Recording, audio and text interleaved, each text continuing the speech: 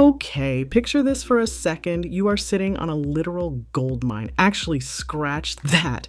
You are sitting on liquid gold. That is Nigeria right now. On paper, they should be pumping out nearly 2 million barrels of crude oil every single day.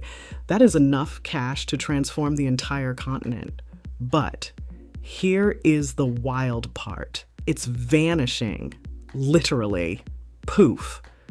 We aren't talking about a few leaky pipes here, guys. We are talking about 400,000 barrels of oil disappearing every single day. That is roughly $40 million gone every 24 hours. It is basically the world's most profitable heist, and it's happening in broad daylight. Now, usually the global news just complains about how this makes gas prices go up in London or New York, but we are looking at this differently. We need to talk about how this security mess is actually reshaping the global energy map and what it really means for West Africa. I'm your host, Samantha. Welcome to Africa Focus Now. Let's get into it. So, here's the deal. Nigeria is supposed to be pumping about 1.5 million barrels of oil a day. That is the quota OPEC gave them. It's the target. But in reality, they are struggling to hit even 1.3 or 1.4. That gap? That represents billions of dollars just left on the table. Now, the government says they are cracking down. They claim theft is dropping to record lows this year. But if you look at the gap between what Nigeria could produce, what it used to produce some decades ago, which is 2 million barrels, and what it actually sells, the math is still scary. And this isn't just about rich guys losing money. This hits you, specifically at the pump. Remember when the president said fuel subsidy is gone? Yeah, we all remember. Prices jumped from 185 naira to over 1,000 naira per liter. Just like that. And because everything in Nigeria moves by road, when gas goes up, food goes up. Inflation hit nearly 40% last year. It's cooled down a little bit to around 23% recently, but let's be real.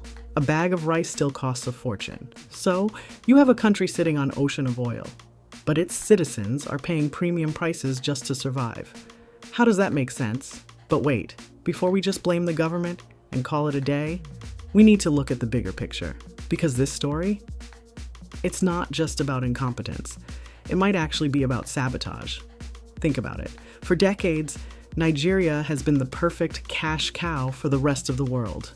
We dig up the crude, sell it cheap, and then buy back the refined petrol at a premium. It's a perfect cycle of dependency. So, what happens when Nigeria tries to break that cycle? Enter the Dangote Refinery, a $20 billion game changer. The moment it started up, weird things began to happen. We saw reports of international oil companies refusing to sell crude to the refinery. We saw mystery delays and sudden regulatory hurdles. Even Aliko Dangote himself came out and said there is a mafia in the oil sector, one that is actually stronger than the drug cartels. Why? Because if Nigeria refines its own oil, the global market loses a massive customer, and it gets darker. The insurgents and bandits in the north, they aren't just random criminals with old rusty guns. They are carrying military-grade weapons, tracking back to stockpiles from Libya and the Sahel. Remember Libya? That imperfect African country that was at least self-sufficient and prosperous, but which had to be invaded and left to burn because it had the only horrible dictator in the world? Or was it done for another reason? That is a story for another video. For now, you have to ask yourself, who is arming these guys? The government isn't just fighting corruption. They are fighting a well-funded, well-armed insurgency that keeps the country unstable just enough to stop it from becoming an industrial superpower. So maybe, just maybe, the government isn't the villain here. Maybe they are the only thing standing between their helpless citizens and a total takeover by these foreign-backed interests. So, where does that leave us? It is easy to sit back and just point fingers at the folks in Abuja. It's easy to scream about incompetence. It is definitely politically expedient for the far right to point and shout, "See, another shithole country that cannot get its affairs in order." But remember, A rising tide lifts all boats, but at the end of the day, it is up to the Nigerian government and the people of Nigeria. They are in the fight of their lives and they don't even seem to know it. They need to be smart enough to see who is actually pulling the strings. Nigeria is fighting a war on two fronts right now, one against poverty and one against powerful interests that need Africa to stay dependent. However, there are always other powers that actually want to help. The government just needs to be smart enough to know who their friends are and strong enough to consolidate power to prevent sabotage. The good old sabotage, be it destabilization efforts or a straight-on attempt at regime change.